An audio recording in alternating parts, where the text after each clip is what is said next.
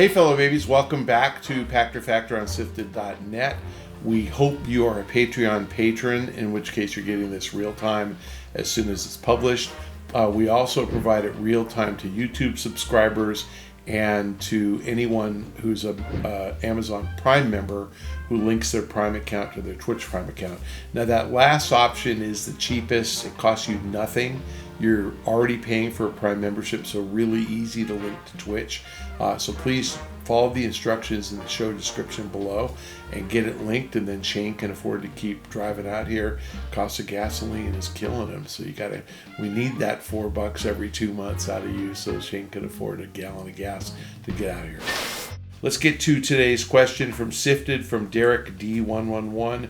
Microsoft just announced it's increasing the price of the Xbox Series X and Game Pass in some territories. Considering Microsoft is still struggling in third place, and it was revealed it believes it could spend PlayStation out of business, should it just eat this cost? The price increase could negate any benefit of Starfield coming to the service. What might be the rationale behind these increases?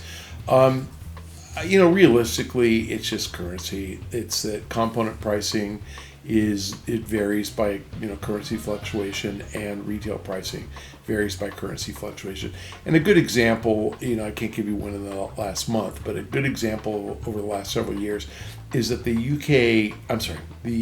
Canadian dollar got to near parity. I think it got to like 99 cents against the US dollar. So if Microsoft sold an Xbox in Canada, they got the same amount of revenue as they did if they sold one in the US.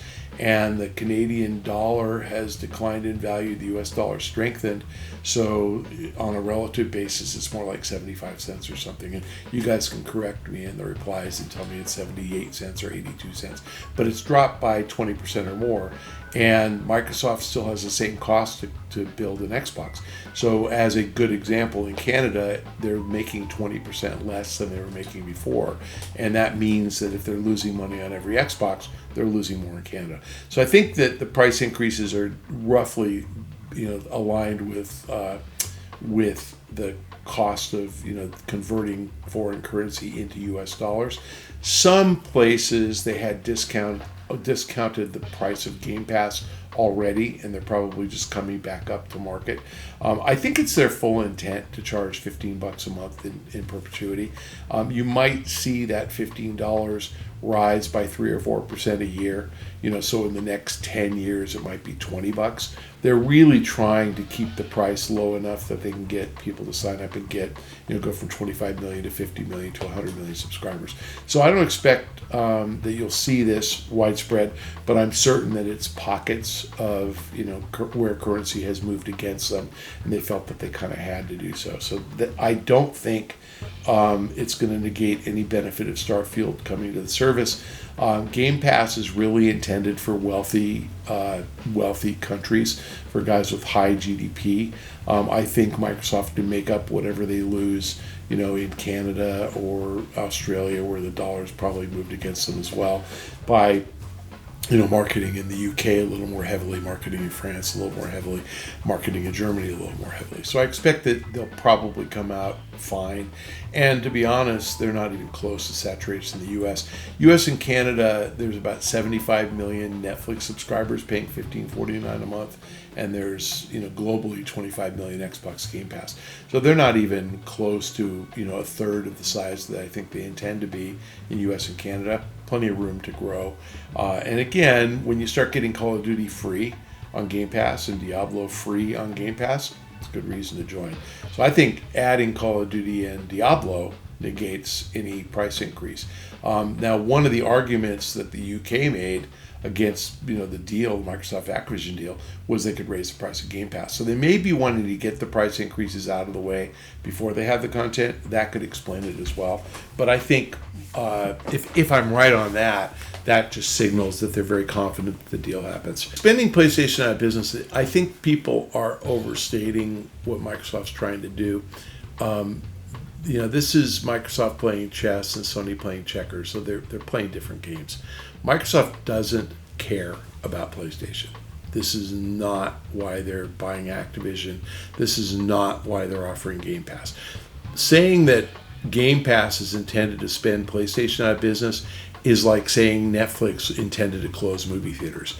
Netflix doesn't care if you go see Top Gun or Avatar or Mission Impossible in a movie theater. They don't care.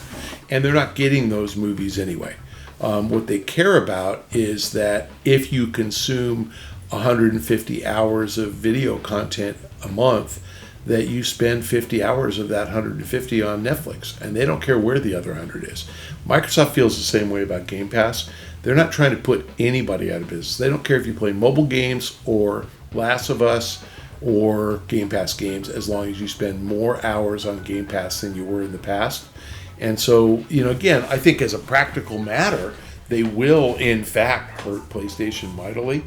And I do think, ultimately, the marginal customer who wants to play Call of Duty only is going to look at it and say it's cheaper to play it on Game Pass than it is to buy a console.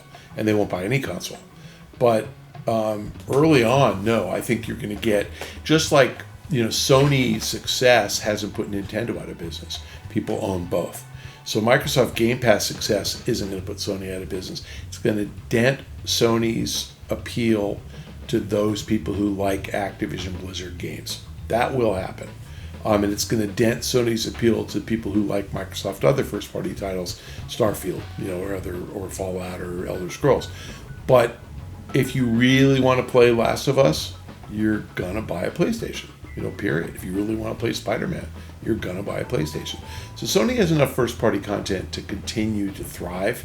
I just don't think they're going to thrive as greatly as they have in the past, because Microsoft is changing the business model and making it cheaper for people to enter, gaming. It's just, if you can pay $15 a month and play up to 200 games and be like Netflix, play for 3, 4, or 5 months and then quit for 6 months and then come back, what a cheap deal.